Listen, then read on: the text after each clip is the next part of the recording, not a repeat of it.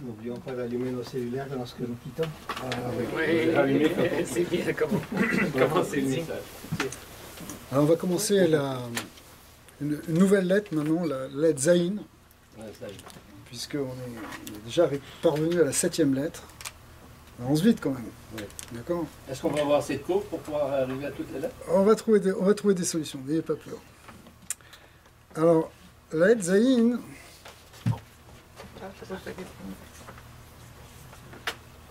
on a l'habitude de mettre titre.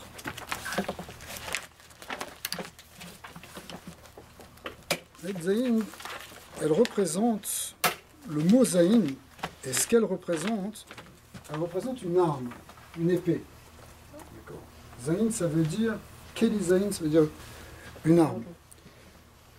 D'ailleurs, c'est une forme un peu de glaive, si vous voulez, ou de lance. Et la fonction symbolique de la lance ou du glaive, c'est de percer le voile de la réalité. C'est-à-dire trancher par rapport au mensonge du monde ou à notre propre mensonge. C'est ça ce que représentent les armes symboliques. On pourrait dire, ça représente d'autres choses aussi.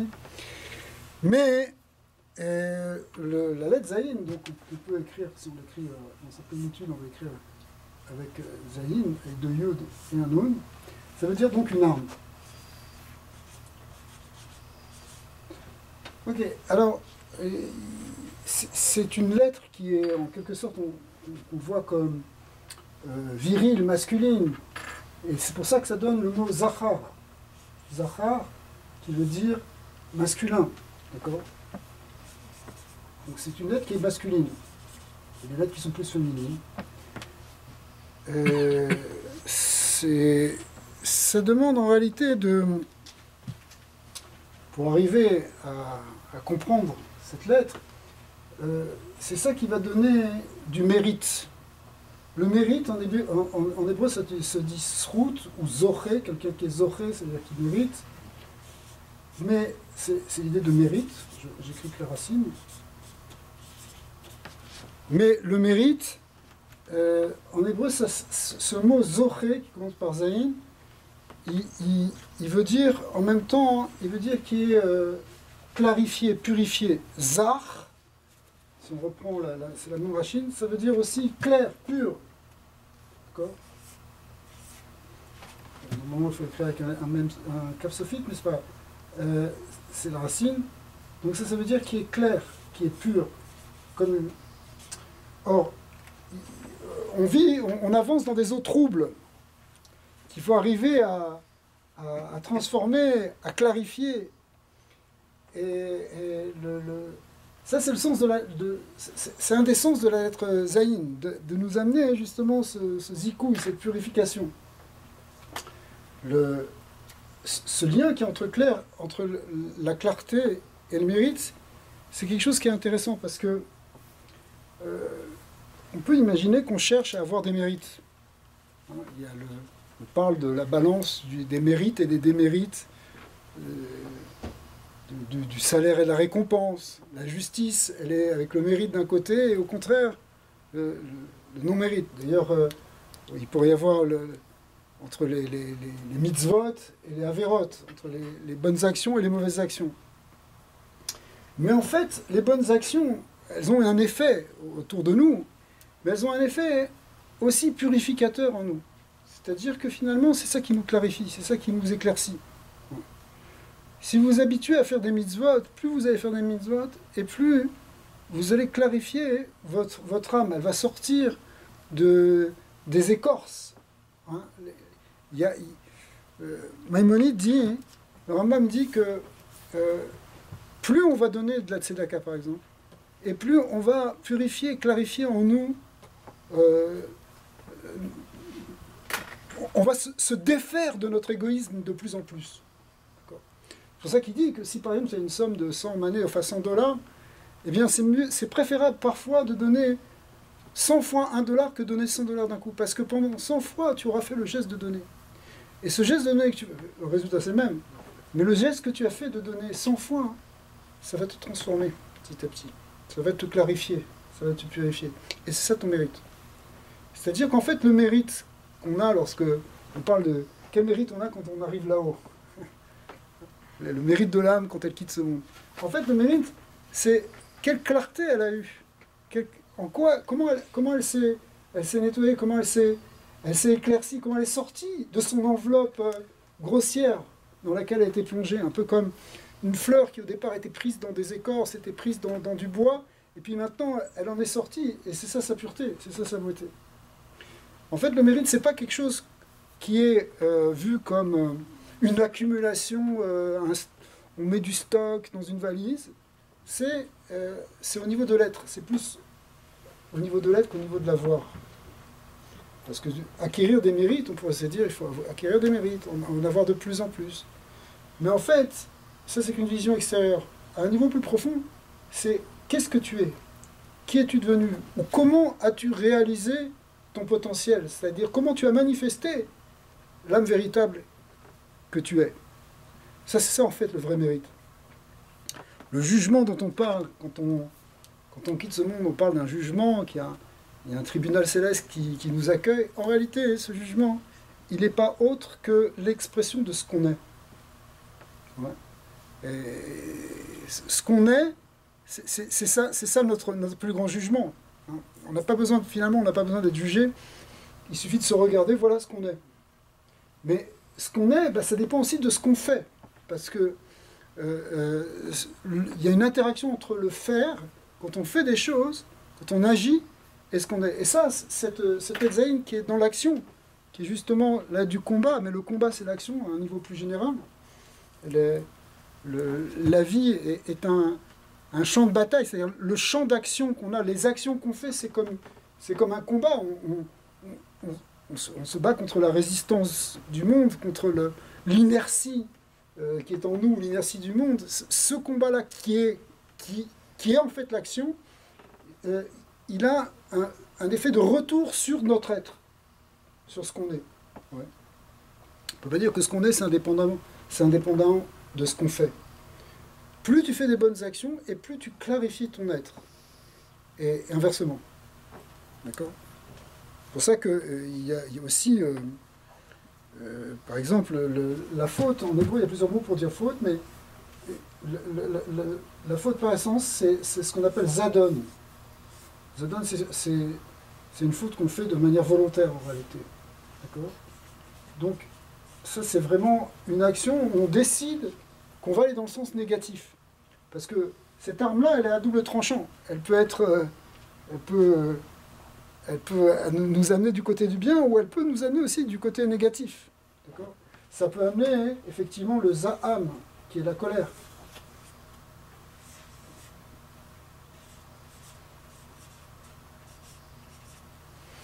Ça peut... Mais d'un autre côté, il y a un mot qui est intéressant, qui revient souvent dans les prières, qui est le zemer. Alors, zemer, ça veut dire musique, ou ça veut dire instrument de musique, keli zemer. Mais ça veut dire aussi, zamer veut dire élaguer. Vous savez, élaguer, quand on a des vignes, par exemple, on fait pousser des vignes, il faut élaguer, enlever toutes les feuilles et toutes les branches qui sont inutiles pour laisser toute la vitalité pour les fruits. D'accord ? Donc ça revient aussi à cette idée d'enlever les écorces, d'enlever l'inutile ou le superflu qui cache l'essentiel. D'accord ? Et en même temps, c'est intéressant parce que c'est le mot qui veut dire chanter, qui veut dire jouer de la musique. C'est la relation entre klezmer et klezmer. Oui, klezmer, c'est avec l'accent yiddish, en fait, si tu veux, c'est une expression yiddish qui veut dire instrument de musique ou qui veut dire faire de la musique. Ça vient de là. Les amers en hébreu, ça veut dire chanter. Et les psaumes du roi David sont aussi des zmirotes au pluriel, des chants. Mais ce chant, et c'est ça aussi toute l'idée de la liturgie, toute l'idée de chanter des psaumes. Les versets des psaumes sont des louanges qu'on dit à Hachem. Mais en même temps, ça va élaguer toutes les, justement, Parce que tu arrives, tu ouvres ton livre de prière, tu livres ton livre de psaume, tu commences à t'adresser à Hachem. Mais en fait, tu as plein de choses dans la tête, tu es pris par tous tes soucis matériels. Et à un moment, il faut que tu te concentres, et que tu élagues, tu lâches tout ça, pour te connecter avec quelque chose de supérieur. Alors, c'est cette arme-là, en fait, c'est ce zaïn qui vient, qui coupe ces branches inutiles. Maintenant, arrête de te déconcentrer, et au contraire, recentre-toi pour arriver à faire de ta prière, mais aussi de ton existence, un chant. Parce que quelque part, on est tous là pour faire une shira, pour faire tous un chant. Chaque créature, disent les maîtres, exprime un chant au Créateur. Ouais. L'existence est déjà une louange à Dieu, puisque Dieu nous a créés. Maintenant, à nous de jouer la bonne note. C'est pour ça que Rabbi Nachman parle et dit que l'âme de chacun, ou le point positif qui est dans chacun, ce qui est pur dans chacun, c'est une note de musique dans la symphonie de la création. Le Créateur, il joue avec toutes ces notes et il écrit une symphonie. Et à nous de mettre notre note en valeur. D'accord ? Et de la mettre chez l'autre aussi en valeur. Parce qu'on n'est pas en train de penser qu'à nous, on est aussi en train de s'occuper les uns des autres. Et donc c'est à nous aussi d'aller chercher la musique de l'autre. Hein ? Que chacun puisse chanter. Donc c'est à la fois musique, et on a dit aussi donc élaguer. Et c'est intéressant parce que c'est vraiment lié l'un avec l'autre. Parce que une fois qu'on fait ce chant, c'est comme quelqu'un... C'est que par exemple, le Talmud apprend des versets des psaumes que la prophétie ne pouvait venir pour les prophètes qu'avec de la musique. C'est une musique sacrée, une musique, une belle musique. Mais le prophète David était lui-même, il avait une harpe et il jouait de la musique. C'est quelque chose qui justement élague, encore une fois, l'attachement aux choses inférieures pour pouvoir laisser l'âme se déconnecter et connecter à des choses supérieures. Oui. Pour autant, ce sont des choses qui doivent se faire dans le temps, dans le Zman. Parce que le Zman, c'est le temps. Parce que on n'oublie jamais la dimension temporelle. On est dans un monde temporel. Et le temps, même, le temps qui nous est imparti, il est limité. Donc on essaie de ne pas perdre de temps. C'est intéressant parce que les prières, les prières qu'on fait dans le judaïsme, ce sont des prières qui sont orientées et organisées par rapport au temps. Les prières du matin, de l'après-midi, les prières du Shabbat. Et on ne peut pas les faire à n'importe quel moment. Parce que toute cette méditation qu'on pourrait avoir, toute cette volonté de se détacher de ces choses-là, attention, il faut quand même rester dans le cadre du temps et donc aussi de l'espace. Parce qu'on est venu dans ce monde pour ça. Si on voulait rester dans un monde complètement intemporel et complètement immatériel, il ne fallait pas venir ici. Mais on est venu ici et ce n'est pas pour rien. Donc l'idée, c'est d'amener cette spiritualité, de retrouver la vérité et de retrouver l'essence qui se cache derrière le réel, mais dans le monde temporel. Juste encore une parenthèse, je ne sais pas si on en a déjà parlé, mais le temps apparaît avec la création du monde. C'est ce qu'on sait depuis très longtemps dans la Kabbalah, mais même les scientifiques aujourd'hui disent la même chose aussi. Ok. Et si on arrive à faire ça, alors on va pouvoir utiliser le temps pour donner un avenir, une postérité, un suivi de tout ça. Ça va être ce qu'on appelle Zera, qui veut dire graine, qui veut dire en même temps descendance. On voit que les parachutes que l'on lit actuellement, je sais qu'il y en a qui lisent ça attentivement, eh bien, elles parlent d'une recherche des avot, des patriarches et des matriarches, d'amener un zera, d'amener une postérité, une descendance. Ouais. Parce que on ne vit pas simplement pour nous, pour notre génération, pour notre immédiat. Qu'est-ce qui va se passer demain? Qu'est-ce qui va se passer, pas demain, dans 100 ans, dans 1000 ans? Ça nous intéresse aussi. D'accord. Vous connaissez beaucoup de gens qui sont intéressés par ce qui va se passer dans 1000 ans? Oh, les gens qui lisent des livres de science-fiction, essayer de faire des prévisions sur ce qui va se passer avec les ovnis. Mais essentiellement, il y a des gens qui sont intéressés au futur comme ça, mais essentiellement, ici, la vision que nous donne la Torah, c'est une vision d'amener du futur, d'amener donc de l'existence dans ce monde.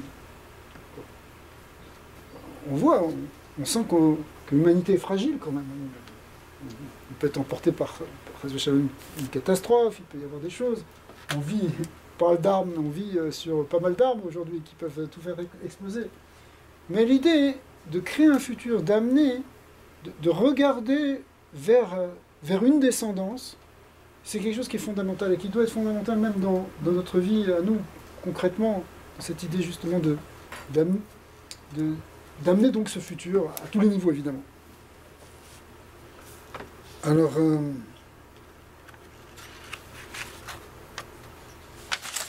voilà. Alors, on peut essayer de parler un peu de la... Parce que c'est quelques idées, évidemment. Il y en a beaucoup d'autres mots, je ne sais pas s'ils peuvent vous venir à l'esprit. Mais on peut parler maintenant de la lettre suivante, qui est la lettre Chet.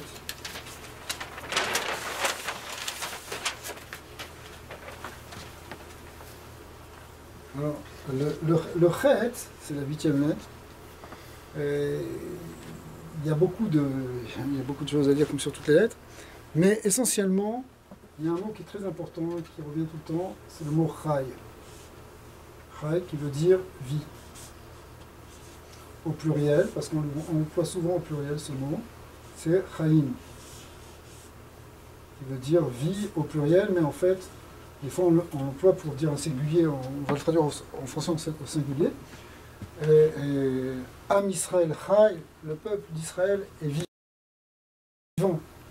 Et vivant, ça veut dire quoi? Vivant, ça veut dire qu'il garde justement cette vitalité divine en lui.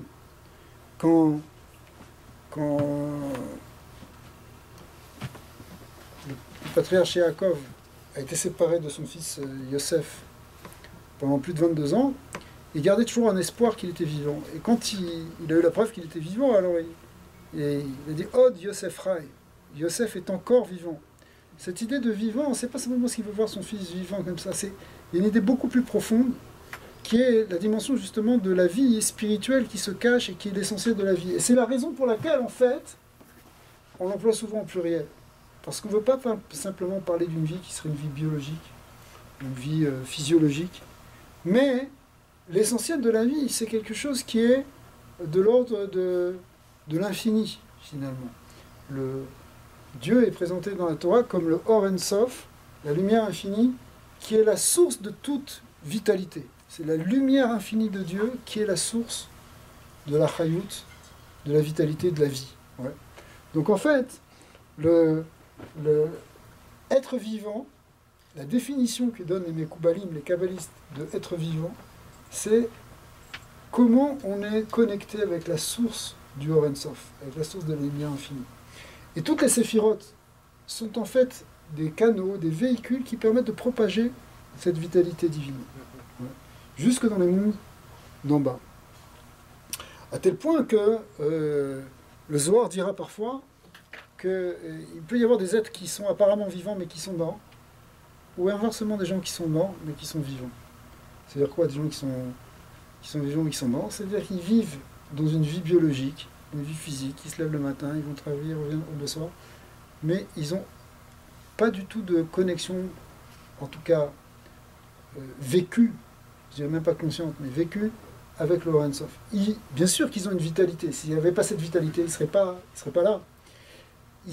Et c'est vrai que c'est Hachem aussi qui les fait vivre, parce que c'est Dieu qui fait vivre à chaque instant, chaque être. Mais, suivant l'expression qui est donnée, c'est comme s'ils reçoivent par derrière quelque chose, pas directement. C'est bien que la notion de mort vivante, entre guillemets, c'est quelque chose qui peut être... Voilà, on peut avoir une vie, mais qui n'est pas une vie.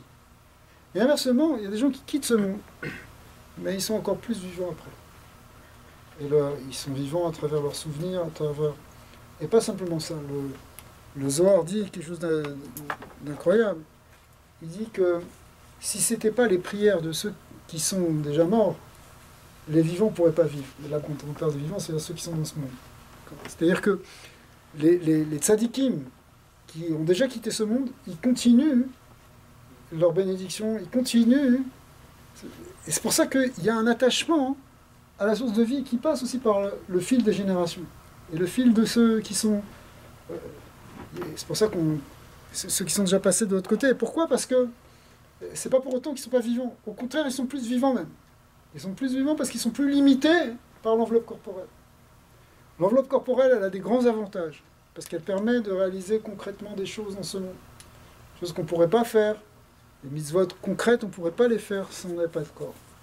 Et les mitzvot concrètes, elles viennent d'une source qui est très très élevée, qui vient de la volonté suprême de Dieu, du Keter Elyon. Mais, d'un autre côté, on est limité par une enveloppe physique, qui, elle, vit de manière limitée. Ouais. Alors que les tzadikim qui ont déjà quitté ce monde, ils peuvent aussi intervenir dans ce monde, ils ont cette possibilité, et là, ils sont plus limités. Ils n'ont pas l'avantage d'être dans un corps, mais ils n'ont pas les inconvénients non plus, ce qui fait qu'au finalement, ils peuvent aussi avoir plus d'influence. La base de la vie, elle se traduit par l'idée de désir. C'est pour ça que le chafetz, j'ai raté, c'est pas grave, difficile avec un feu, le chafetz,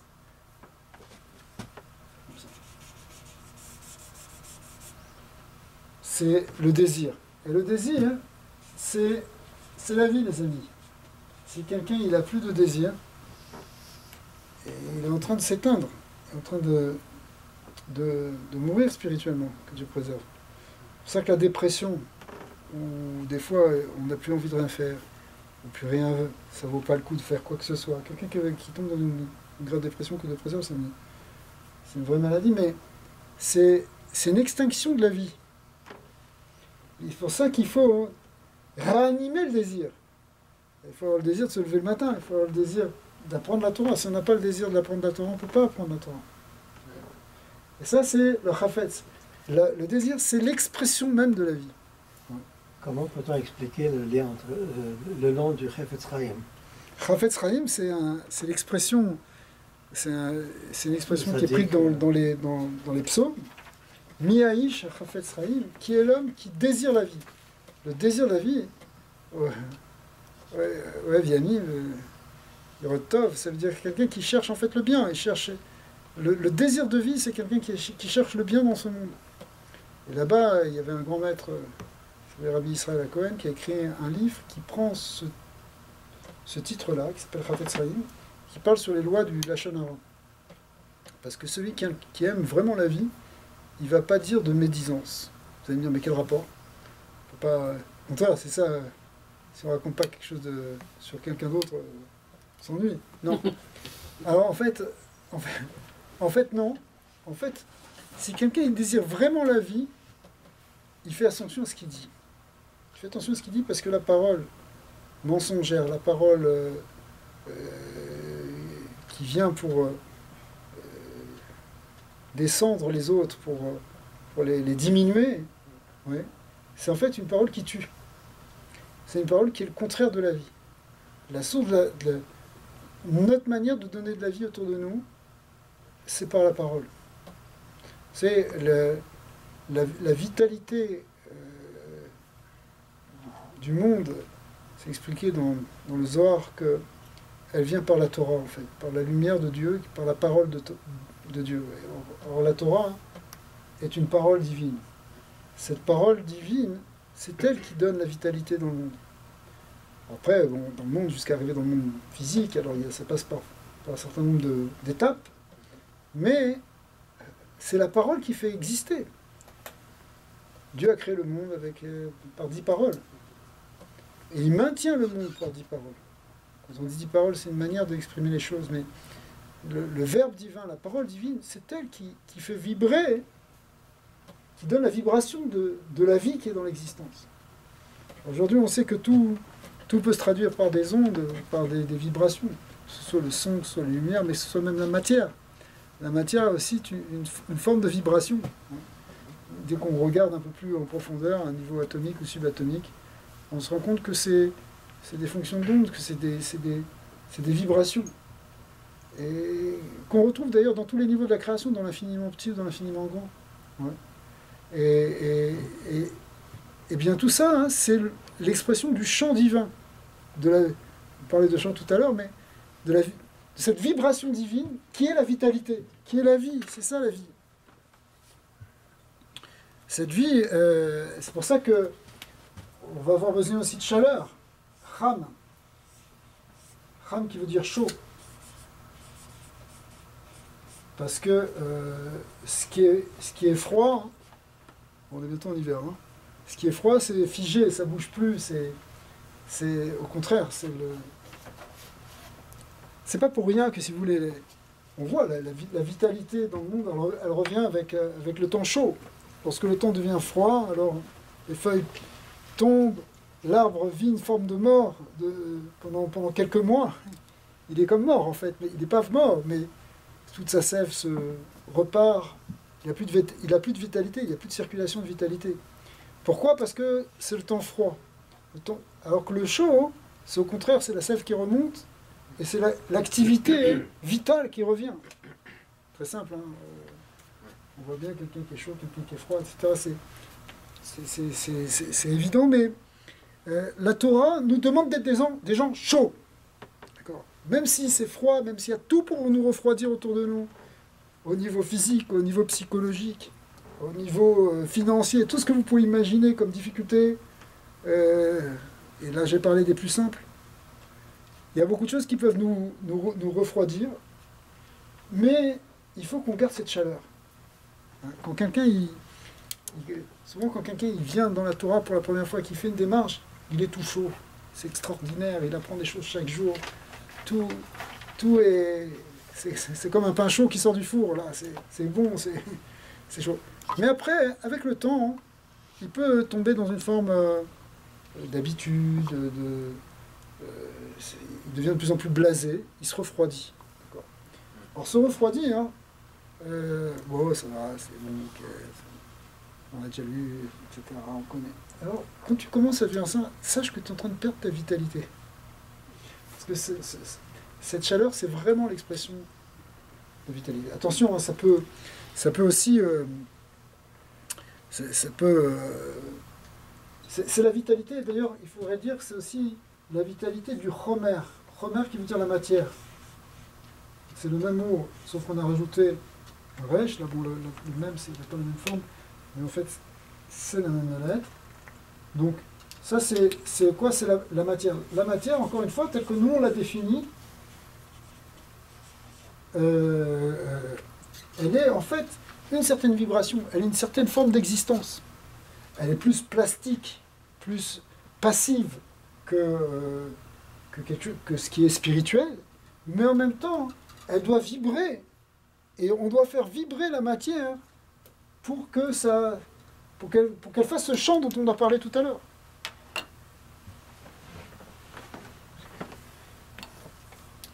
Alors,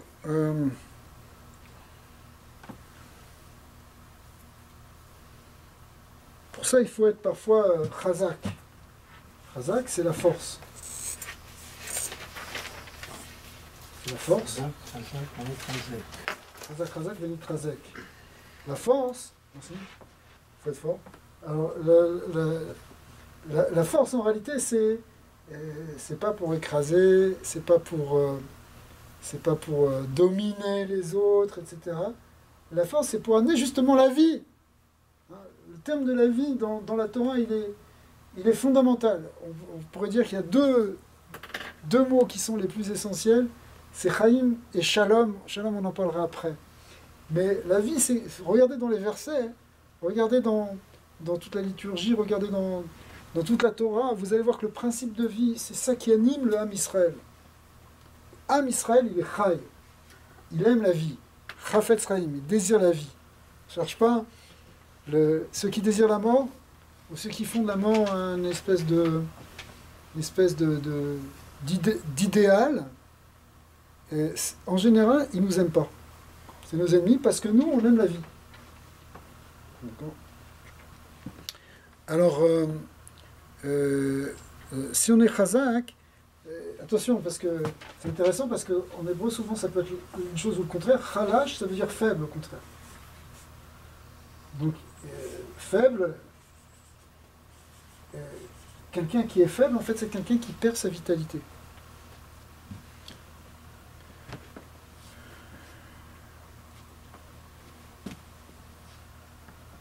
Il faut essayer de trouver peut-être le chen. Le chen, je vais l'écrire ici, chen, qui veut dire la grâce. Chanoun, qui est l'idée de générosité. Ouais. On va retrouver ça aussi dans... Ça c'est la grâce, on va le retrouver dans chesed. Chesed qui veut dire la bonté. L'amour, la bonté. Aussi, le chesed, c'est une manière de donner de la vie. On doit partager la vie, on ne doit pas prendre la vie. On n'est pas avec un autre être pour lui passez-moi l'expression, lui pomper sa vitalité. On est au contraire là pour donner. Quand on dit chazak, ce mot chazak qu'on vient de dire avant, hein, Ouais. chazak, comme tu as dit tout à l'heure, c'est les trazek, ça veut dire renforcer, se renforcer, renforcer les autres. Quand tu vois quelqu'un qui se sent pas bien, tu dois le renforcer, tu dois le remonter. Souvent, on utilise ce mot pour féliciter quelqu'un. Ouais, mais c'est une manière de donner de la force. Quand tu dis chazak à quelqu'un, chazak ou barour, c'est-à-dire force et bénédiction, ça veut dire tu lui donnes la force, tu lui donnes la vie, tu lui donnes de l'existence. Ouais. Et ça, c'est ce qu'il y a de plus fondamental finalement.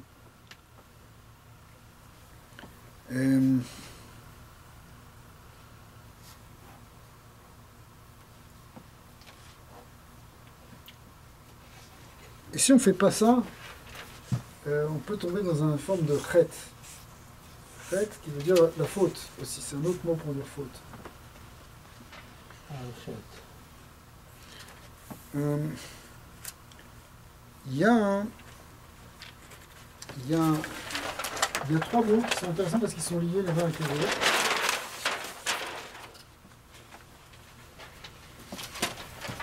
Qui sont... on voit la paracha de cette semaine avec Yaakov Avinu qui va se coucher là-bas sur l'endroit qui va être plus tard l'endroit du temple. Et Vaya Chalom, il a fait un rêve. Un rêve, ça se dit Chalom. Chalom. Je l'écris exprès comme ça pour qu'on voit bien les lettres. Chet, Lamed, Mem, c'est 3 lettres. Donc on a le Chalom qui est le rêve. Et on va voir un lien avec le mot Lechem. Lechem, et vous voyez que c'est les mêmes lettres, sauf qu'elles ont changé d'ordre. Et enfin le mot Melach, il faut que je l'écrive de la même manière, qui veut dire le sel. Donc on a le sel. Ouais, le sel. Donc il y a le rêve, le pain et le sel, qui sont des choses qui reviennent beaucoup dans toute la Torah, dans la Bible. Et il y a un lien il y a des liens profonds par rapport, les uns avec les autres, entre le sel et le pain, ça c'est clair, même avec le rêve. Et ces trois mots, ils font en valeur numérique 78. Chacun. 78, 78, 78. Parce que le 4 c'est 8, le lamed c'est 30 et le mem c'est 40. Donc ça fait 78. Donc ils sont liés tous les trois par la même gematria aussi. Et cette gematria de 78 fait 3 fois 26. 3 fois le nom Yudke Vavke. D'accord. Le tétragramme. Le tétragramme, on en a parlé la semaine dernière. Yud et Vav et E, ça fait 26 en gematria. 3 fois 26, ça fait 78. Et ce nombre 3 représente ce qu'on appelle dans l'arbre de vie les 3 axes de la création, c'est-à-dire l'acte qu'on appelle de chesed, ici. Il y a trois axes. Il y a un axe qui est l'axe de la bonté, l'axe de la gevura, ou qu'on appelle aussi le din, qui est la rigueur, et l'axe central qu'on appelle la rachamim, qui est,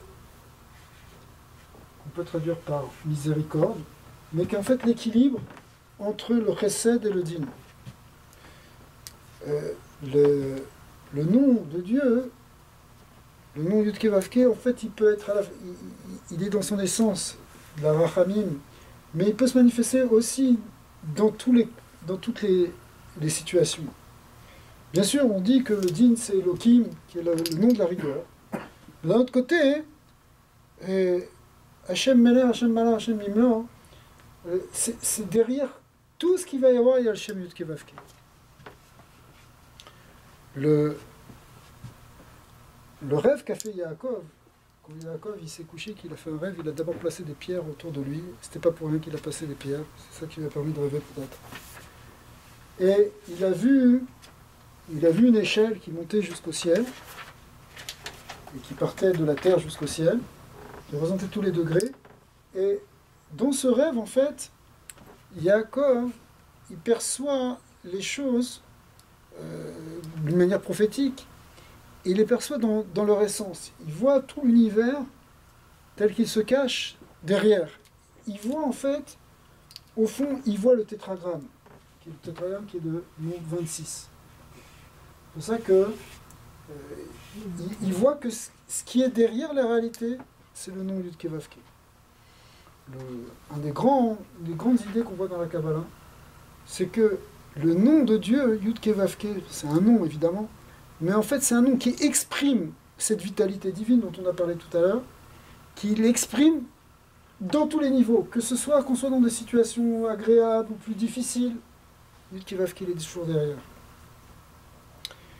Et dans le rêve, il le voit, le pain aussi, ça représente aussi une certaine plénitude, une grande symbolique d'idée de manger du pain, parce que le pain, c'est la nourriture.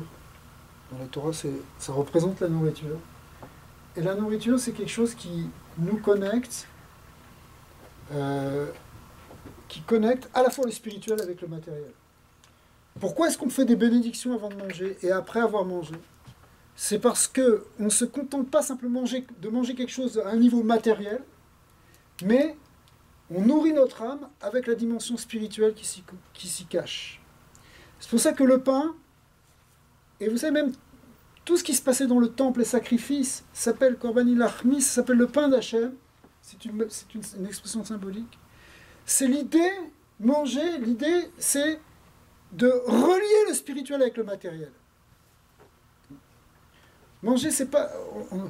Quelqu'un, il va au fast-food, il mange quelque chose parce qu'il a un creux. C'est une chose. Ça ne s'appelle pas manger du pain. Alors, pourtant, il mangeait du pain, c'était un sandwich. Non, manger du pain, hein, dans la Torah, on fait une ablution des mains, on fait une bénédiction sur cette ablution, on va s'asseoir, on va manger du pain qu'on va tremper dans du sel, on va y venir. Et on va faire, avec tout ça, hein, un service spirituel. C'est-à-dire que c'est pas simplement qu'on mange parce qu'il y a un besoin physiologique de manger. Ça c'est vrai. Mais en réalité, c'est parce que à travers ce rituel de manger, on va aussi toucher une dimension divine et infinie. C'est bien que l'acte de manger va devenir le lien entre le spirituel et le matériel. Lien qu'il ne faudra pas rater d'ailleurs. Parce que on peut tomber dans juste quelque chose de purement physiologique. Alors que non, c'est sacré quand on mange. C'est d'abord, on vit peut-être dans une société d'opulence, on ne se rend pas compte, mais c'est pas évident. D'avoir du pain sur sa table, c'est pas si évident, c'est un don quelque part, au nom du Créateur. Donc c'est pour ça qu'on le remercie à un sens très simple. À un sens un peu plus profond, c'est parce que derrière toute la création physique, et là on est au contact avec le physique, puisqu'on va ingérer même du physique en nous, il y a une dimension spirituelle et divine qui s'y cache. Et avec laquelle on va aussi, et qu'on va aussi intégrer. C'est pour ça que le Rizal dira que quand on mange, on ne nourrit pas simplement notre corps, mais on nourrit notre âme, évidemment. Et c'est pour ça que si on arrête de manger, qu'on jeûne un peu trop, c'est pas simplement notre corps qui en pâtit, mais c'est même notre âme qui s'affaiblit. Pourquoi? Parce que dans le pain, il y a les deux. Il y a le nom de Dieu qui est caché derrière. Et par extension, si vous voulez, on parle du pain, mais en fait, c'est toute nourriture. Sauf que c'est le pain le plus important, c'est pour ça que la bénédiction est fixée sur le pain. Il y a des bénédictions aussi sur les autres aliments. Mais ce qui fonde le repas, dans la Torah, en tout cas, c'est le pain. Ouais. Le mélar, qui est le sel, ça c'est le sel, ok, ça c'est le sel, ça c'est le pain, et ça c'est le rêve. Le sel était utilisé dans l'Antiquité, il est encore peut-être encore jusqu'à aujourd'hui, mais beaucoup moins qu'avant. Il était utilisé comme un élément de conservation, c'est conservateur. À tel point qu'il y avait des signes d'alliance, des pactes d'alliance qui se faisaient en utilisant le symbole du sel. Parce que le sel, c'est ce qui va durer. Puisque la nourriture, elle a tendance à se détériorer, mais elle est conservée, c'est un élément conservateur, et qui permet, en fin de compte, pas d'annihiler les vicissitudes du temps ou les forces du temps, mais d'aller dans le sens contraire. C'est-à-dire qu'il y a des choses qui sont temporelles, qui vont se dégrader, ce qui est dans le temps se dégrade, et le sel lui amène la dimension d'éternité. Si bien que c'est justement par le sel qu'on a l'aliment en même temps, oui, qui est le seul qui ne se dégrade pas. Ça ne se dégrade pas jusqu'à un certain niveau, mais en fin de compte, non. Le sel, bon, alors parfois il peut être dilué dans l'eau, mais si on évapore, on retrouve ce sel. Le sel, par contre, va conserver. C'est lui qui est donc l'élément d'intemporalité. C'est pour ça que d'ailleurs, le rituel qu'on a, c'est de tremper le pain dans le sel. Et contrairement à ce qu'on pourrait croire que c'est pour voilà, en fait, c'est que le sel lui-même, bon, je ne vais pas rentrer trop dans cette symbolique, mais le sel, il amène cette dimension justement d'éternité, d'intemporalité. Le rêve dont on a parlé, il peut se comprendre à plusieurs niveaux. Il y a un rêve que l'on peut faire, ou une rêverie. Mais souvent dans la Torah, si vous regardez dans la Torah, le mot Chalom, il désigne des visions prophétiques. Il désigne justement une autre vision, la vision qui est derrière l'élément temporel qui bouge. On voit la volonté de Dieu qui se cache par le Chalom. Donc c'est dans ces trois lettres qui font 78, 3 fois 26, elles nous rappellent cette dimension de la présence de Dieu et de l'essence de Dieu qui se cache et qui est la source de toute vitalité qu'on trouve dans l'existence.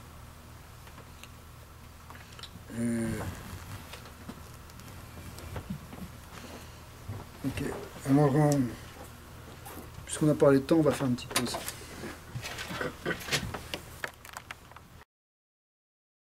Alors, il y a un passage de la Bible qui nous parle, qui est au début dans Parashat Vayera, qui nous explique que la femme de Lot qui était le neveu d'Abraham, d'accord, eh bien, elle a à un moment été transformée en statue de sel. Alors, qu'est-ce qui se passe? Pourquoi un statut de sel?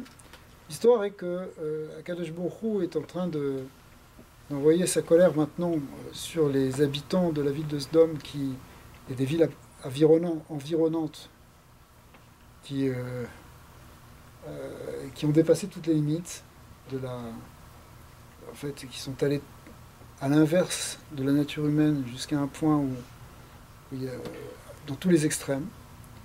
Et finalement, il n'y a plus de vitalité qui peut sortir de là, justement. Or, Avraham Avinu, c'est lui quelqu'un qui cherche la vie. Donc il va prier même pour ces gens-là. Il demande à Hachem, peut-être qu'il va y avoir 50 justes, parce qu'il y avait 5 villes, peut-être 45, peut-être 40, peut-être 30, peut-être... Il n'y a même pas 10 justes. Et malgré tout, Dieu va sauver le neveu d'Abraham, avec sa femme et ses 2 filles. Et l'ange vient et détruit la ville, et il dit « Fuyez, partez, et surtout ne vous retournez pas ».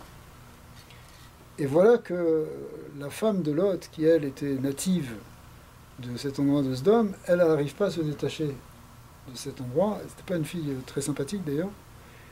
Mais à un moment, elle ne peut pas s'empêcher, elle se retourne et elle se retrouve transformée, figée en statue de sel. D'accord. Donc ça c'est ce que la Bible nous raconte. Netziv Melach. Il y a un danger parfois à regarder en arrière. Pourtant, on a vu la semaine dernière que des fois il faut aller en arrière, en avant, à droite, à gauche. On a besoin d'aller chercher dans toutes les directions. L'arrière représentant souvent le passé, alors que l'avant ça représente le futur. Mais la nostalgie, le spleen, où on est là, où on n'arrive pas à se détacher du passé, c'est quelque chose qui peut complètement paralyser, te rester bloqué, tu es bloqué dans le temps. Le sel représente justement l'arrêt du temps. L'arrêt du temps qui peut avoir une fonction très bénéfique, puisque c'est quelque chose qu'on va justement garder pour la durée quand on fait une alliance, le Bérit, l'alliance Brit Melar. Ça veut dire, une alliance avec du sel, c'est pour dire que ce qui est maintenant demeurera pour toujours, notre amitié par exemple, d'accord ? Et on ne la détruira pas, et si un jour ça ne se passe pas comme on veut, on se souviendra de ce moment-là puisqu'on a dépassé le temps avec le sel. Mais d'un autre côté, c'est à double tranchant parce que tu peux être tout le temps dans la nostalgie du passé. Je sais pas, tu changes de pays, tu changes de vie, puis tu regrettes, et ça te manque, et ces bons moments que tu as vécus, et tu n'arrives pas à réinvestir pour l'avenir. Tu es bloqué parce qu'elle s'est tournée vers elle ne pouvait pas quitter la ville de Sodome. La ville de Sodome, elle représente beaucoup de choses, le nom d'ailleurs le dit, mais elle représente aussi finalement une forme d'attachement à ce monde physique. Si on est trop matérialiste et qu'on est trop pris uniquement dans la réalité concrète et temporelle, eh bien, quand il va falloir quitter cette ville, quitter ce monde, l'âme, elle aura peut-être tendance à pas vouloir. Je ne veux pas monter là-haut. La femme de Lot, elle ne pouvait pas faire du chemin. Elle voulait rester là-bas. Mais attends, mais ce monde se détruit là maintenant. Ça va disparaître. Et c'est vrai que quand on quitte ce monde, ça disparaît pour nous quelque part. Une certaine forme d'existence en tout cas, puisqu'on a vu qu'on continue d'être vivant sur un autre plan. Mais nos habitudes, parfois nos dépendances aussi, tout ça, ça va s'arrêter. Ouais. Et d'une certaine manière, il faut être prêt à ne pas regarder en arrière. Il ne faut pas être attaché. La sagesse qui vient avec l'âge, elle doit s'accompagner d'une forme de détachement. L'attachement à un passé qui est de toute manière révolu, puisqu'il est passé, eh bien c'est une erreur qui fait qu'on peut se retrouver donc figé dans le temps, mais on ne peut plus évoluer. D'accord. Ça, c'était ce qui est arrivé à cette brave femme de Lot, mais c'est évidemment un modèle pour nous, c'est-à-dire que on ne peut pas se permettre d'être... C'est bon d'avoir des moments de souvenir. On a vu le Zayin, c'est un souvenir. Le souvenir aussi, on n'a peut-être pas trop développé, mais on ne l'a pas vu justement. J'ai sauté, mais dans le Zayin, il y avait le Zahar, ça s'écrit aussi la même chose que Zecher. Zecher, Zahar, on a vu, c'est masculin, mais suivant la manière dont on écrit les voyelles, c'est les mêmes racines. Ça voudra dire aussi le souvenir. Alors, le souvenir, il est fondamental, parce que si on se souvient justement d'un élément fondateur, on le réanime par le souvenir. Par exemple, on est sans arrêt dans les prières en train de rappeler le souvenir de la sortie d'Égypte. Zecher le Yetziat Mitzrayim, souvenir de la sortie d'Égypte. Ok, on sait que le peuple d'Israël est sorti d'Égypte. On sait que on est sorti d'Égypte. Ok, après on a passé à autre chose. Et pourtant, si vous prenez le livre de prière, vous allez voir on le mentionne dans toutes les prières, plusieurs fois par jour, dans le Kiddush, dans le Birkat Hamazon, partout. Pourquoi? Parce que la sortie d'Égypte, c'est un moment, c'est le moment de la naissance du peuple juif. Avant, il y avait les patriarches, mais quand les Bnei Israël sont sortis d'Égypte, c'est vrai qu'ils sont nés en tant que peuple. Et le fait qu'on soit né en tant que peuple à ce moment-là, c'est en fait un élément de base. C'est quelque chose qui est fondateur de notre existence. C'est comme si tu te souviens de quelque chose qui t'a beaucoup marqué positivement, quelque chose, un événement qui t'a marqué positivement dans ton existence. Quand ça va pas bien ou quoi, tu reprends de la force en allant puiser dans le souvenir de ça, comme un ancrage de quelque chose qui va éveiller une force spirituelle. D'accord ? Alors, le souvenir, il est bon, mais attention, il ne faut pas être figé dans le souvenir et vivre que dans le passé, évidemment. De même qu'il ne faudra pas être que dans le présent, que dans le futur. Si on oublie d'où on vient, si on oublie qui on est, finalement, on est déraciné par rapport à ce monde. Il y a une tendance aujourd'hui, dans le monde, à vouloir balayer l'histoire. L'histoire, ouais, l'histoire des peuples, l'histoire des Romains, des Gaulois, tout ça. C'est pas important. Pas important. Ce qui compte aujourd'hui, c'est qu'on est dans une nouvelle forme de l'humanité, où il n'y a plus justement toute cette base nationaliste, etc. On veut arriver, parce que c'est vrai, ça a amené des guerres, ça a amené tout ça. Alors, on veut maintenant faire un village planétaire où on se déracine du passé, on se déracine d'une culture de chacun. Alors, c'est quelque chose qui est extrêmement dangereux, parce que une génération qui ne sait pas d'où elle vient, elle peut faire n'importe quoi. Elle n'a pas de base, elle n'a pas d'ancrage dans des valeurs qui sont des valeurs fondatrices et qui portent, en réalité, après, pendant toutes les générations qui vont suivre ce moment fondateur. D'accord ? Donc il y a la tendance qui existe dans certains pays à ne plus vouloir enseigner l'histoire à l'école, par exemple. Ça sert à quoi d'apprendre ? De toute façon, c'est un mythe. C'est pas vrai. Il faut savoir en réalité d'où on va et où est-ce qu'on va. Malheureusement, il y en a qui transforment l'histoire. Évidemment. Qui la réinventent. Le révisionnisme, c'est quelque chose qui est pas nouveau. Ça a toujours été, on peut utiliser l'histoire en la racontant de la manière dont on veut, on peut même la transformer complètement. C'est pour ça qu'en fait, c'est intéressant parce que dans la tradition juive, dans le Talmud en particulier, on parle de l'histoire, mais pas sous forme de la science de l'histoire. C'est quelque chose qui est un peu délicat à comprendre. Effectivement, l'histoire, on peut la raconter comme ci ou comme ça. Je sais pas, l'histoire d'une guerre, elle peut être racontée d'une certaine manière par les vainqueurs et d'une manière complètement différente par les vaincus. D'accord ? On ne verra pas les mêmes choses, on ne mettra pas l'accent sur les mêmes choses. Voilà. Qu'à voir aujourd'hui, là, les discussions, je n'ai pas trop suivi là, sur la manière de parler d'histoire à partir de la fin de l'armistice de 1918. Il y a des polémiques. Pourquoi ? Parce que tout dépend comment tu l'approches, comment tu dis des choses. La Torah, elle va surtout utiliser l'élément spirituel qui se cache derrière le fait historique.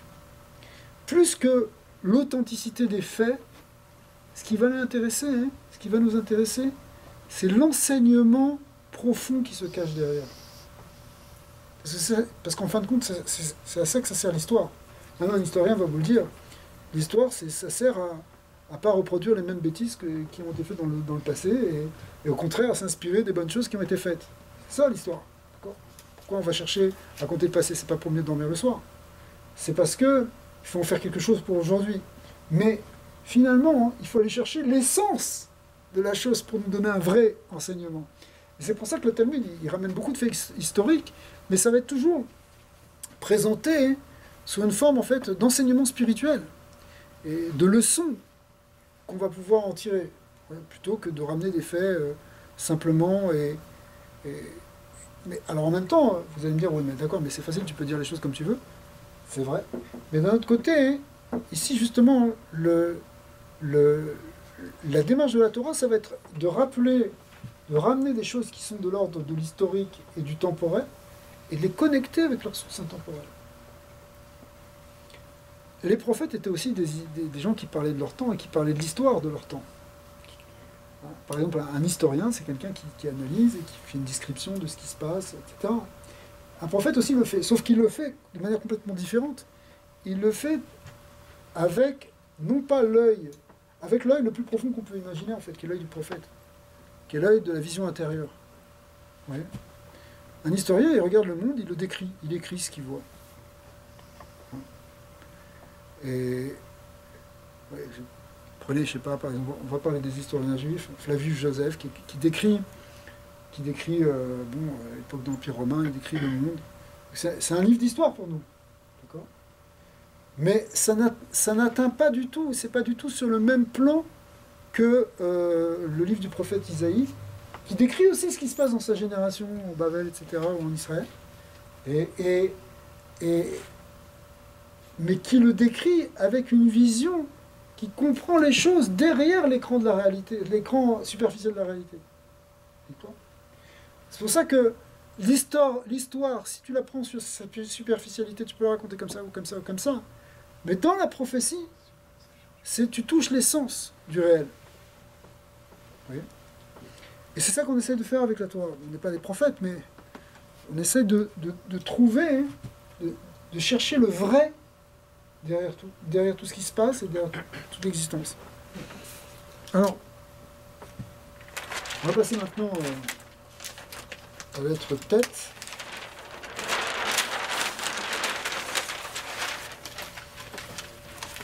Alors, la lettre tête,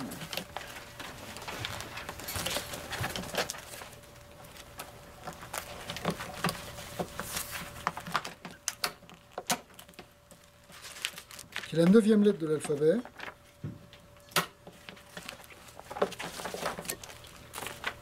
Elle représente plusieurs choses.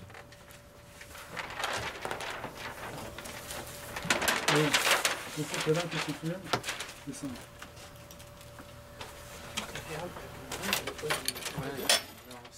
C'est ceux de l'endouche. Voilà. Ah ouais. Théoriquement, il faudrait dévisser. Ouais, mais si vous voulez, on C'est peut pas faire... grave, pour la prochaine fois, c'est pas grave. On va en avoir besoin demain matin. Alors, lettre tête, que vous voyez ici, ouais. Elle représente beaucoup de choses. Mais le fait qu'elle fasse une valeur de 9, ça rappelle les 9 mois de grossesse. Et d'ailleurs, la forme qui est une forme cyclique un peu, vous voyez, ça fait ça la forme de tête. Et on va l'écrire comme ça en minuscule. Ça représente un cycle, un cercle. D'ailleurs, qu'on retrouve d'ailleurs dans la forme de la lettre 9, c'est même les chiffres dits arabes ont aussi une forme symbolique. Et donc, ça va être le cycle de l'existence. Ce cycle, d'ailleurs, il est mis... donc, on peut représenter ça par un cercle, au fond. Et le centre du cercle, lui, étant le point qui est fixe et qui fait tout tourner. Or, en fin de compte, tout tourne. C'est pour ça que les 9 mois de grossesse, ça représente aussi le cycle de la vie. Mais tout tourne dans l'existence. On a parlé d'ondes tout à l'heure, on a dit que tout était vibration. On peut le représenter aussi par un cercle. Les séphirotes, elles sont représentées par des cercles, elles sont représentées aussi par des droites, par des cercles, parce que c'est comme des ondes qui se diffusent. La lumière, elle se diffuse sous forme d'ondes, qu'on représente par des cercles.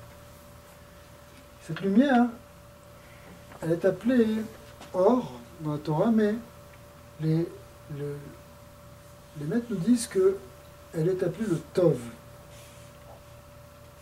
Tov. Tov qui veut dire le bien. Le bien. Mais excusez-moi, je ne suis pas très bien, justement. Mais le bien, ce qu'on appelle le Tov, l'être tête, c'est l'être du Tov, du bien. Le bien qu'on aurait pu écrire avec un grand B, pour bien montrer qu'on ne parle pas du bien qui s'oppose au mal, mais du bien divin. C'est en fait la même chose que la lumière divine. Tout à l'heure, on a parlé de Or en Sof, de la lumière infinie. Au fond, ce qu'on peut dire de cette lumière infinie, c'est qu'elle est véritablement le bien. Alors, Chal explique que le Ensof, le Or Ensof, il est véritablement bien, il est le bien parce qu'il manque de rien, parce qu'il est, il est l'infinitude, il inclut tout. Le mal, qui s'oppose au Tov, mal qu'on appelle aussi le Ra, on verra plus tard, il vient parce qu'il y a dans la création des voilements de ce Tov, de cette lumière de Dieu. Cette lumière qui est le véritable bien, si elle est complètement dévoilée, il n'y a plus de place au mal. Le mal ne trouve son existence que parce qu'il y a un certain voile de ce Tov, de ce bien. Pourquoi on l'a représenté par un cercle et par une onde qui se diffuse, et la lumière est vue comme une onde qui se diffuse? Elle est aussi vue sous forme de droite, aussi, on parle aussi des sphères sous forme de droite, parce qu'elle est aussi vue comme une particule, qui elle se dirige de manière droite. Mais sinon, c'est une onde qui se diffuse. Pourquoi? Parce qu'en fait, oui, ça commence avec la création. Avant la création, cette lumière, elle n'est pas visible. Elle est là. Tout est Or en Sof. Sauf qu'elle ne peut pas être vue puisqu'il n'y a pas de création. À partir du moment où Dieu crée, il le crée sous forme d'une onde une onde lumineuse qui va pouvoir être vue. Ce qu'on appelle le Tzimtzum au début de la création, c'est une contraction au niveau de la lumière infinie de Dieu qui va permettre en fait à cette lumière d'être contractée et de pouvoir après se diffuser. Le fait qu'il y ait un mouvement qui est mis dans cette lumière, c'est ça qui va créer cette onde. Alors c'est un peu vaporeux ce que je suis en train d'expliquer, mais c'est pour dire que finalement le vrai Tov qu'on va trouver, c'est la lumière divine qu'on va trouver dans la création. Cette lumière, tout à l'heure on a parlé de vitalité, on a dit que la vitalité c'était aussi cette lumière, donc on est dans la même suite. La lumière était cachée au départ de la création, c'est pour ça qu'on l'appelle aussi le Or HaGanouz, la lumière cachée, et qui est le véritable bien qui est réservé pour les tzadikim, les Atid Lavo, dans le monde futur. La lumière, elle est aussi, c'est la lumière de la Torah, En Or et la Torah.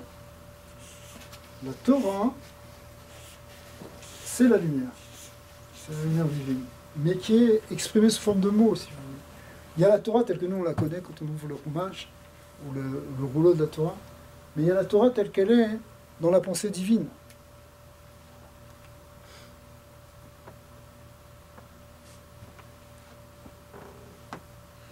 Cette pensée de Dieu, alors, le mot Torah s'écrit avec un tav, hein. C'est pas avec un tête, ça se prononce un peu pareil.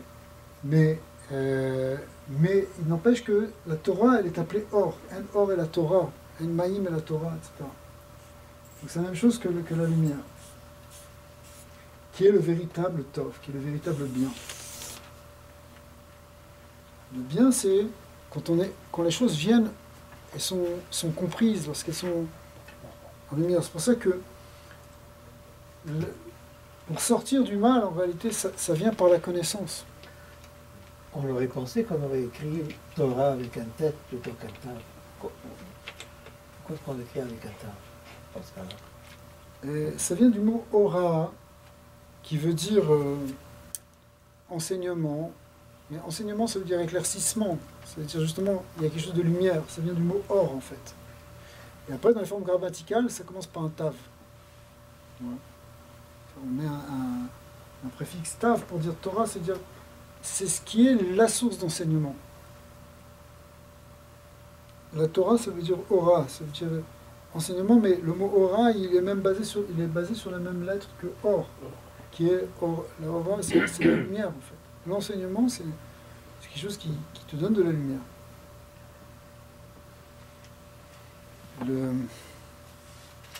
Cette lumière, au départ de la création, dans le Tzimtzum, c'est écrit dans certains livres que Dieu a pris cette lumière et il en a fait comme un vêtement, comme un talit. C'est le talit, le châle de prière.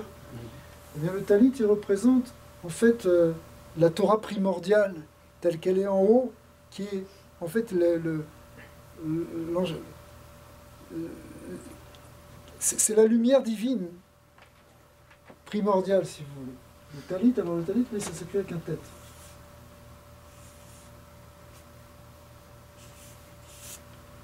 Au début, en tout cas. C'est pour ça que l'idée, en fait, c'est d'arriver à s'envelopper, comme Dieu qui s'est enveloppé de lumière. Tout ça, ce sont des expressions dans les versets, mais c'est des expressions symboliques, mais finalement, nous aussi, quelque part, on doit essayer de s'envelopper de la lumière de Dieu. Le talit est basé sur la même racine que le mot tal, qui veut dire la rosée. La rosée, c'est la rosée de résurrection dont on parle dans les textes. C'est ce qui donne la vitalité. C'est écrit dans le Zohar que le pain qu'on mange, qui est physique, on parlait du pain tout à l'heure, qui est physique mais qui a une dimension spirituelle dedans, si on le prend dans un niveau supérieur, un niveau moins matériel, dans les plans un peu supérieurs, vous savez qu'il y a plusieurs mondes, ce pain-là, il est appelé la manne, la fameuse manne que les enfants d'Israël ont mangée dans le désert. C'est en fait un pain qui est plus spirituel que matériel. C'est pour ça qu'il ne laissait pas d'écorce, il n'y avait pas de déchets. En fait, c'était l'expression à un autre niveau de quelque chose qui vient de plus élevé, qu'on appelle le tal, la rosée. La rosée, c'est pour ça d'ailleurs que la manne était recouverte d'une couche de rosée au-dessus et en dessous. Parce que la rosée, c'est aussi la rosée de résurrection, la rosée de la vitalité. Cette vitalité qui vient par cette eau qui donne la vitalité. Et à un niveau supérieur, dans les mondes encore plus élevés, cette rosée, on parle déjà d'une rosée forme qui est spirituelle, mais à un niveau supérieur, elle est appelée or, lumière. C'est la lumière du Ensof qui vient, qui devient rosée, qui devient manne et qui devient du pain. Ouais. C'est pour ça que, oui, ce tal, en réalité, c'est déjà la première manifestation un peu plus physique, mais on est encore dans un monde subtil de ce qu'il y avait au départ qui était la lumière, le or.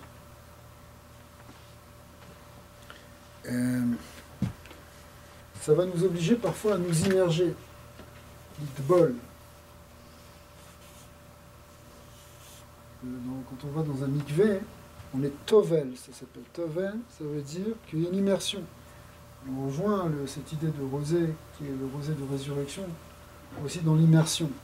L'immersion dans le bain rituel, elle représente justement cette plongée en quelque sorte dans la source vitale. Alors il y aurait beaucoup à dire évidemment sur chaque lettre, mais on va parler quelque peu du Yud. D'accord. Alors le Yud, c'est cette lettre-là, que vous connaissez sûrement, qui est la plus petite par sa taille, mais qui représente la lettre fondamentale, la brique fondamentale qui va constituer toutes les autres lettres. Okay. Alors, en fait, on pourrait s'attarder beaucoup sur cette forme, mais symboliquement, elle représente à la fois le point d'origine, la goutte qui va ensuite germer, si vous voulez. Et puis, les maîtres nous disent que le yud représente le mot yad. Yad qui veut dire la main. D'accord? Là, le yad. Yud, quand on écrit yud de manière complète, ça fait yud vav dalet. Je ne sais pas si vous voyez dans le fond. Alors, la main, il y a une grande symbolique dans la main. La main, ça représente beaucoup de choses. Le dernier verset de la Torah nous parle de la main, le Chol Yad HaChazaka, la main puissante. Sha'asa Moshe l'ennemi comme Israël. Et le mot Yad, la main, c'est le prolongement de l'esprit, parce que quand vous écrivez, par exemple, n'importe quelle activité manuelle, en fait, c'est votre esprit qui dirige votre main. Sinon, vous allez écrire n'importe quoi. Même si des fois, on fait des choses de manière plus ou moins inconsciente parce qu'on a tellement fait le geste que ça devient automatique. Mais malgré tout, ça marche par un circuit automatique qui vient du cerveau. Donc la main, elle est l'expression dans un niveau plus physique de quelque chose qui est plus caché. Vous voyez, le da'at s'habille dans la main, pour reprendre l'expression des kabbalistes. L'esprit s'habille dans la main. Il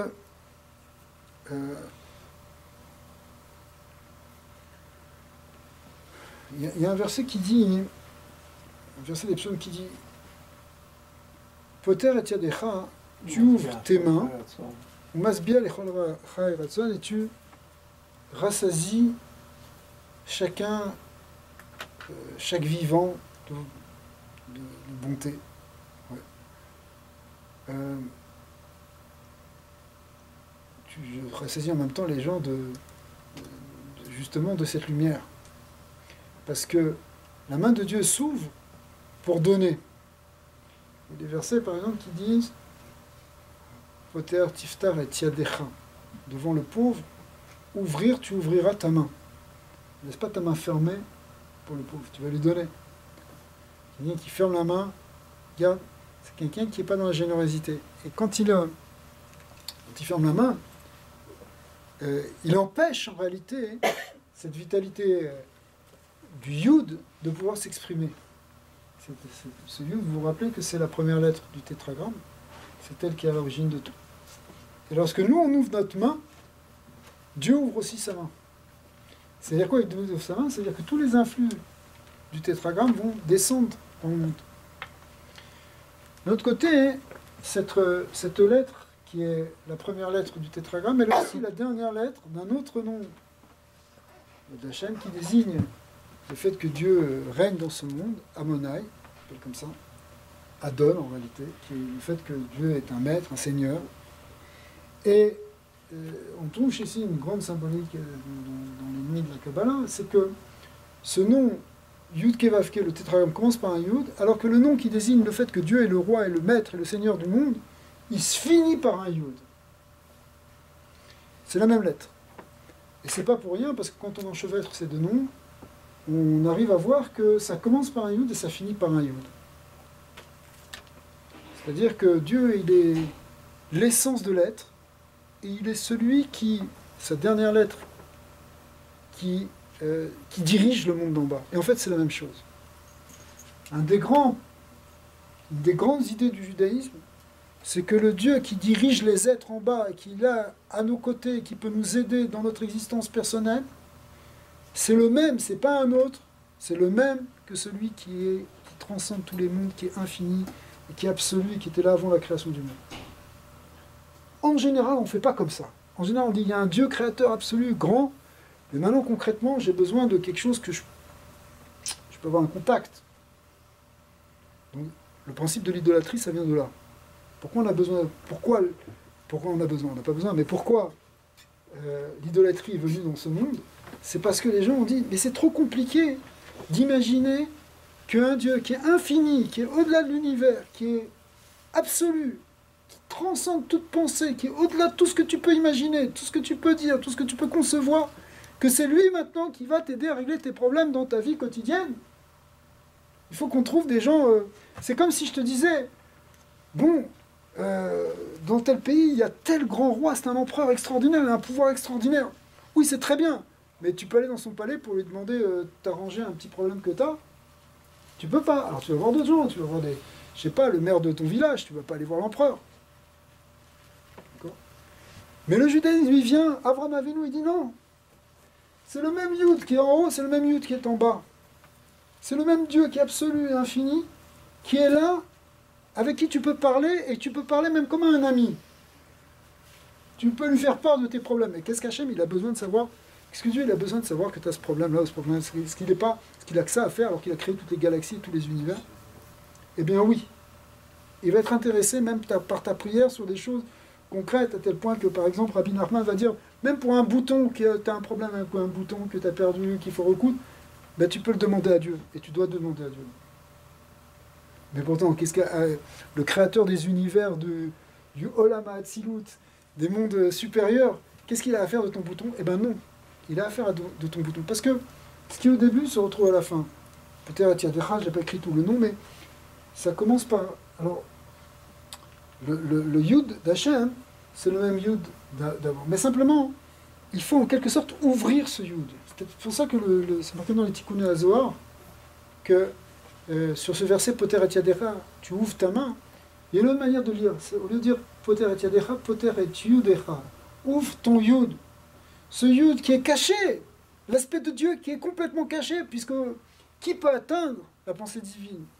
Eh bien, si Hachem il l'ouvre, ça va peut-être s'ouvrir pour nous. Nous, on va peut-être comprendre, on va voir dans notre existence. Mais en fait, ce travail d'ouverture, il dépend aussi de nous. C'est-à-dire que c'est à nous de faire que Hachem il devienne Dieu dans ce monde. Ça vous paraît bizarre? Mais non. Parce que c'est nous qui lui laissons de la place. C'est nous qui l'invitons dans notre existence. On peut vivre dans un monde où on dit, bon, bah, Dieu, il est au-delà, et donc il n'a rien à voir, et donc tu fonctionnes sans lui, apparemment. Mais tu peux fonctionner avec lui. Et ça s'appelle Poter et Yudecha. Ouvre le Yud qui était le potentiel pur, en faire quelque chose qui devient réel. Vu l'importance de la lettre Yud, Ouais. pourquoi est-ce que dans Bereshit, Hachem enlève le Yud du nom de Sarai? Et il a fait Sarah. C'est pas exactement qu'il l'enlève. C'est que la lettre Yud, Il l'a transféré ailleurs, voilà. La lettre Yud, d'abord elle va se retrouver chez Oshéa. chez Yehoshua, maintenant qui va s'appeler, enfin Oshéa Ben Nun qui va devenir Yehoshua. Mais c'est que ça rejoint un peu ça, parce que la lettre Yud, elle fait 10. D'accord? C'est 10 éphirotes en même temps qui sont continues. Mais elle peut devenir, et c'est ce qui s'est passé pour Sarah, hein, elle va devenir 2 et. Parce que le et c'est combien? C'est 5. D'accord? Donc au départ, notre matriarche, Sarah, elle ne s'appelait pas Sarah. Dans les premiers versets, elle s'appelle Sarai. C'est ça que vous voulez dire. Ouais. Et puis après, Dieu va lui changer son nom en Sarah. Pourquoi? Parce que ce Yud, il est devenu un et, et puis il y avait un deuxième et. Et où est-ce qu'il était? Quel est cet autre et? Abraham. Dans Avram, bravo. Avram au départ, il s'appelle comment? Il s'appelle Avram. Ouais. Mais après, Hachem va lui rajouter, cette lettre Yud qui est là, et il va s'appeler Avraham. D'accord? Donc c'est le même et qui est là, c'est le même et qui est là. Donc ce Yud, il a donné ces 2 et. Et quand il y a ce et qui se manifeste, c'est là que Sarah et Avraham vont pouvoir avoir un enfant. C'est-à-dire que ce et, parce que le Yud s'est ouvert, parce que le Yud était encore fermé, il était encore dans le point qui... Et puis maintenant il s'ouvre sous forme de et, on a vu le et, ça représente au contraire l'espace, on a vu l'espace, 3 dimensions étaient symbolisées par un et, ça représente justement l'espace de l'existence. Donc à ce moment-là, Sarah et Abraham et Sarah ont la place de donner l'existence, c'est pour ça qu'ils vont avoir un fils qui s'appellera Yitzhak. D'accord? Alors, on va retrouver cette lettre Yud aussi dans le mot Yom. Yom qui veut dire le jour. Le jour, c'est... avant de pas... Je sais pas très bien écrit, mais le mot Yom, le jour, c'est... Il y a le jour et la nuit, évidemment. Ça vient dès le début des premiers versets de la Torah. Dans le premier jour de la Torah, il y a Yom Valayla. Et ce mot jour, il représente pas simplement le jour parce qu'il y a le soleil, la nuit c'est la lune. Le jour, il représente Yom Shikulo Yom. Il représente la face éclairée du monde. C'est-à-dire l'état du monde qui est éclairé par la lumière du Yud Kevavke, du tétragramme. Le Olam, Abba, le monde futur, est appelé un jour qui n'est que jour, qui n'est pas jour et nuit. La nuit, c'est au contraire le voilement, c'est l'exil, c'est là que les ténèbres sont là. Le Rocher dit que Laïla, c'est la même chose. Les ténèbres, c'est la nuit. Alors que le jour, c'est le moment du dévoilement, du chesed d'Hachem. Itzavé chasdo. Yomam Itzavé chasdo. C'est le jour qu'on voit le chesed. Donc le jour, c'est le moment de la lumière divine. Avant de parler de Yom, j'aurais dû parler peut-être de Yam, qui veut dire la mer. Alors la mer, c'est plus un peu plus compliqué parce que c'est moins ouvert que le jour. Le jour, il est plus ouvert. Le Vav, qui est le rayon de lumière qui descend justement dans la Yam. La Yam, ça représente la Shrina, la Malchut, mais les choses sont encore cachées dedans. On ne voit pas ce qui se passe sous l'eau. C'est Alma d'Idkassia, c'est le monde caché. Mais lorsque le Vav vient dans le mot Yam, eh bien, ça devient Yom, et les choses deviennent lumineuses. Alors, au départ, ce monde, il est fait d'eau, pas au sens physique du terme, mais il est fait d'eau, c'est-à-dire, il est un Yam. C'est pour ça que Dieu rassemble au début de la création, dans le deuxième jour, il rassemble les eaux, dans le premier et dans le deuxième jour, il rassemble les eaux sous forme de Yam. Après, dans le deuxième jour, il sépare les eaux. Mais c'est encore quelque chose qui est un état de potentiel, c'est un peu plus développé que dans la lettre Yud simple, où là tout est contenu dans la graine, dans le point. Dans la mer, c'est encore caché. Et puis finalement, ça se dévoile sous forme de Yom. À ce moment-là, c'est là qu'on voit ce qu'on appelle le Yesh. Le Yesh, c'est ce qui est. C'est que la création ex nihilo, c'est la traduction du mot hébreu qui s'appelle Yesh Miyain. Yesh, ça veut dire il y a. Il y a quelque chose. Il est quelque chose. C'est-à-dire, en fait, c'est la réalité tangible physique. Mais cette réalité tangible physique, elle vient d'un Haïn, qui est un niveau plus élevé. C'est pour ça qu'on appelle ça Yesh Miyain, qui n'est pas le néant, mais qui est au-delà de tout ce qui est réellement physique. Si vous, Yesh Miyain, c'est comme si l'existence, elle sort, on va le dire dans un terme plus bonheur, c'est comme si la matière, elle sort de quelque chose qui est pas de la matière, qui est une forme d'antimatière, enfin non, c'est pas exactement le terme, mais qui vient de... L'existence, elle vient d'un autre plan, où elle est pas matière. C'est comme ça que nous on voit la création, c'est-à-dire qu'elle est Yesh Miyain. Mais en fait, il y a une autre manière de voir qui est au niveau, comme si on se plaçait avec le regard de Dieu. Le vrai Yesh, ce qui est vraiment, c'est le monde d'en haut. C'est Dieu. Et le monde d'en bas, il est Haïl aussi, mais lui, il est rien pour Dieu. Quand on dit il est rien, ça veut dire la réalité, c'est pas la réalité physique. C'est-à-dire qu'on peut voir les choses comme Yesh Miyain, ex nihilo, mais on peut le voir de manière contraire. Aïn Miyesh. C'est le néant qui sort du réel. Dieu étant le réel. Alors en réalité, les deux sont vrais. Ça dépend comment on se place. Bon, c'est un peu profond, mais c'est une sorte de méditation qui vient nous dire que, d'abord, les choses ne sont pas la réalité tangible, simplement pure et dure telle qu'on la voit. Elle vient de quelque chose qui est au-delà. Et d'un autre côté, la vraie réalité, elle est dans cet au-delà. Mais en même temps, notre but, et nous ici, c'est de dévoiler cette réalité de l'au-delà dans le monde d'en bas. C'est-à-dire que le Yesh qui est tout en haut, ça doit devenir le Yesh qui est en bas. C'est-à-dire voir dans ce monde-ci la réalité divine, non pas comme un néant, mais comme ce qui est vraiment. Ça, c'est tout un programme. C'est le programme qu'on atteindra justement parce qu'on aura totalement transformé ce monde, que ce monde sera devenu le Olam Haba. Mais je ne sais pas si j'ai été très clair, mais l'idée, c'est que on doit amener le vrai Yesh dedans. Et le mot Yesh, si on continue, il va s'écrire Yachar, Yud Shin Resh. Yachar qui veut dire droit.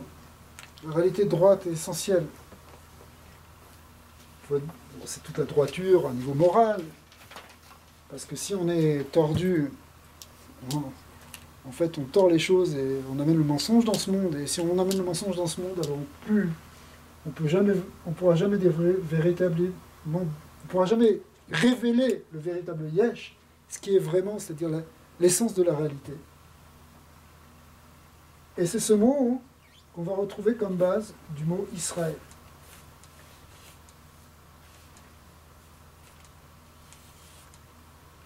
Israël qui veut dire, c'est le peuple d'Israël, mais en fait, qui veut dire Yachar, quel étant le nom de Dieu. C'est-à-dire que si on veut, c'est l'homme est créé à l'image de Dieu, et pour arriver à montrer l'image de Dieu, ça se retrouve dans le mot Israël. C'est-à-dire qu'on va amener le vrai Yesh, de manière droite, Yachar, directement, et on va voir le nom El dans l'homme. C'est ça, arriver à s'appeler Israël, en réalité, c'est arriver à porter ce nom de Dieu en soi. Pour ça, il faut être effectivement Yachar. Il ne faut pas faire de compromis avec ce qui est vraiment. Oui, mais ça va plus loin que ça va les 7 noms des patriarches et des matriarches aussi. Oui, Razak, c'est très bonne remarque. C'est qu'ici, dans ces 5 lettres, on retrouve des lettres qui sont les premières lettres de tous les patriarches et matriarches. On a 3 patriarches et 4 matriarches. Le Yud, c'est le Yud d'Israël, de Yitzhak. Le Shin, c'est le Shin de Sarah. Le Shin et le Sin, c'est la même chose. C'est le Shin de Sarah. Le Resh, c'est Rachel. Le Aleph, c'est Avraham. Et le Lamed, c'est Léa. Le Resh, c'est aussi Rivka, qui est la 4e matriarche. Le Yud, c'est aussi Yaakov. Yaakov ou Israël, exactement. Yaakov et Israël sont la même personne, mais avec 2 niveaux. Ok, si on fait ça, alors on va... Pour ça, il faut qu'on soit tous ensemble. On va retrouver ça avec le mot Yachad.